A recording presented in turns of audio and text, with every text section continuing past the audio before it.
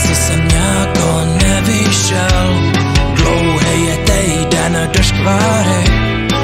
Asi jsem si moc užíval, teď žeru suchý brambory.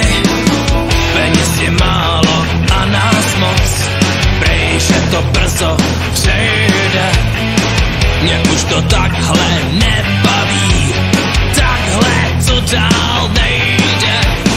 Najdu malý kumpál a tam budu pivo pít, věci tahat od popelnic, já se budu mít. Celá banda bezdomovců může u mě spát. Vidím to dost reálně, no může se to stát.